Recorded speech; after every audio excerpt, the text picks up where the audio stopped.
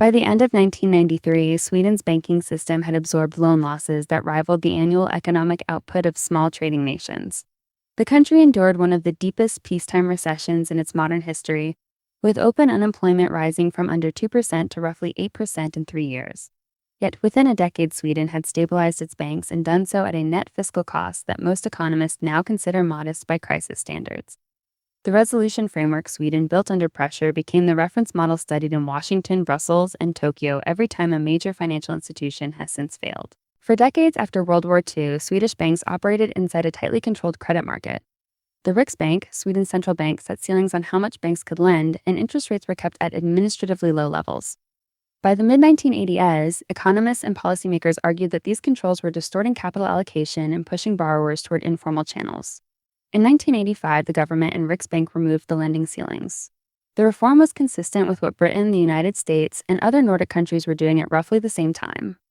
The assumption was that banks freed from artificial limits would price credit sensibly and direct it toward productive uses. That assumption proved incorrect. Once the ceilings were gone, Swedish banks did what newly freed lenders typically do: they competed aggressively for borrowers.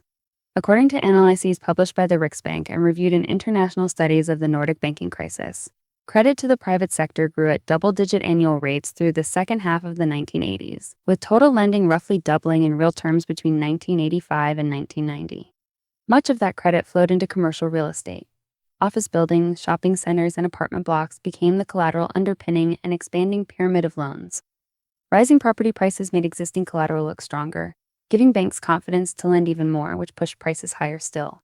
The feedback loop was textbook. Sweden had maintained a stable exchange rate as a cornerstone of its monetary policy throughout the 1980s, and in May 1991 it formalized that commitment by officially pegging the krona to the European currency unit, the basket of European currencies that preceded the euro. Keeping the exchange rate stable meant that the Riksbank could not cut interest rates without risking capital outflows that would undermine the currency anchor. When the Riksbank tightened monetary policy in 1989 and 1990 to fight rising inflation, real interest rates climbed sharply, squeezing borrowers who had taken on debt at lower rates. The very mechanism intended to restore stability triggered the asset price unwind. Starting in 1990, commercial property prices in Sweden began falling and kept falling. Analyses of the Swedish crisis, including research published by Swedish economist Peter England and others, have estimated that commercial real estate values declined by roughly half in real terms from their late 1980s peaks to their mid-1990s troughs, though the magnitude varied across regions and property types. As collateral values shrank, banks that had lent against them found their loan books impaired. The losses were not evenly distributed. A set of specialized finance companies that had borrowed from banks and on lent aggressively to real estate developers began failing first, transmitting losses back to the banks that had funded them. By 1991, some of Sweden's largest commercial banks were reporting loan losses that rivaled their pre-crisis annual earnings. Nordbanken was among Sweden's largest commercial banks and, importantly, was majority owned by the Swedish government even before the crisis began. In 1991, it disclosed loan losses large enough to exhaust its capital. The government, already the controlling shareholder, injected fresh equity to keep it operating. That injection was not a rescue of private investors. It was the state covering losses at an institution it already controlled. These early interventions were initially hoped to be isolated incidents. They were not. Goda Bank, a large commercial bank that had expanded aggressively into commercial real estate lending, was accumulating losses on a separate and accelerating track. Sweden's banking problems collided with an international currency crisis in the autumn of 1992. Speculators across Europe were testing fixed exchange rates, betting that governments could not sustain pegs that required high interest rates in already weakened economies. On September 16, 1992, Britain and Italy both abandoned their commitments to the European exchange rate mechanism in what became known as Black Wednesday. That same day, the Riksbank raised its marginal lending rate to 500% per year in a dramatic bid to make short-term krona borrowing prohibitively costly for currency speculators. The rate was not intended to last. It was a signal of resolve. But markets also knew that Sweden's banking system was impaired, and defending the peg required exactly the kind of high rates that deepened borrower and bank losses further. Sweden held the exchange rate peg through September and into November, but the strain became unsustainable. On November 19, 1992, the Riksbank abandoned the fixed rate and allowed the krona to float. The krona fell roughly 20% against major currencies in the weeks that followed. That depreciation carried two contradictory effects.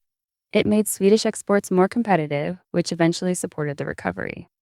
But in the short run, it raised the cost of any foreign currency denominated debt and confirmed to Swedish households and businesses that the economic environment had shifted fundamentally.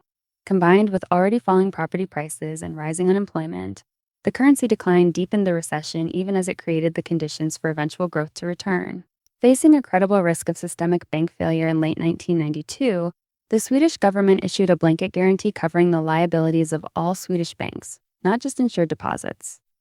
The guarantee was designed to stop a bank run before it started by giving creditors no incentive to withdraw. But the guarantee carried a condition that made it different from a straightforward rescue. Banks that needed government capital to survive would first see their existing shareholders absorb losses. Ownership stakes would be diluted or extinguished before taxpayer money filled the gap. The logic was explicit. Public funds should not be used to protect investors who had chosen to hold bank equity and accepted the associated risk. The Swedish Bank Support Authority was established to administer the process. The structural centerpiece of Sweden's response was the creation of two government-owned asset management companies. Nordbanken's impaired loans and foreclosed properties were carved out into a new entity called Securum. Goda Bank's bad assets went into a separate company called Retriva. The purpose was to separate the toxic portfolios from the viable banking operations so that restructured banks could focus on new lending without the drag of unresolvable legacy debts. Securum and Retriva were given mandates to sell their assets in an orderly way over several years, avoiding the market price destruction that would follow a forced fire sale. Securum in particular has been studied as an example of how a government-run asset manager can liquidate distressed holdings while limiting additional price damage. Estimates of the gross fiscal support provided during Sweden's banking crisis vary across studies, but the Riksbank and international analyses, including work by IMF researchers Luke Lavin and Fabian Valencia in their database of systemic banking crises, indicate that gross outlays were a meaningful share of GDP while the net cost after government asset sales was substantially lower because the bad banks eventually recovered significant value from their portfolios. Sweden's economy contracted through 1992 and 1993 before returning to growth in 1994. Nordbanken, restructured and eventually merged with Nordic peers through transactions in the late 1990s, became part of the institution now known as Nordea, one of the largest financial groups in Scandinavia. The speed of recovery relative to countries like Japan after its own 1990s asset price collapse was widely attributed to the decisiveness and transparency of the restructuring.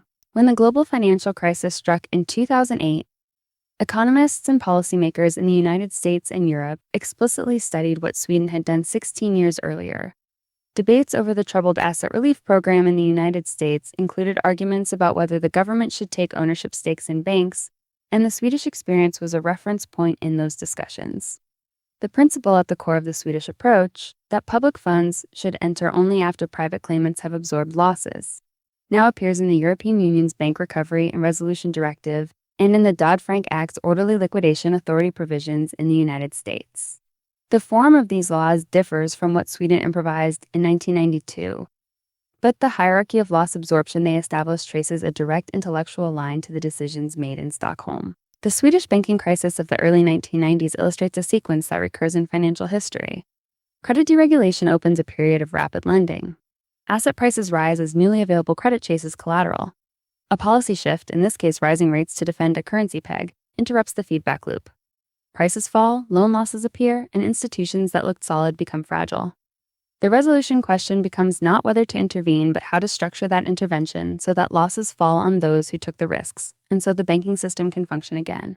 Today, deposit insurance schemes, resolution authorities, and the living will requirements that large banks must file exist partly because regulators studied episodes like Sweden's and tried to encode the lessons in advance rather than improvise under pressure. The resolution framework that protects you as a depositor or bank creditor has roots in the decisions made in Stockholm in 1992.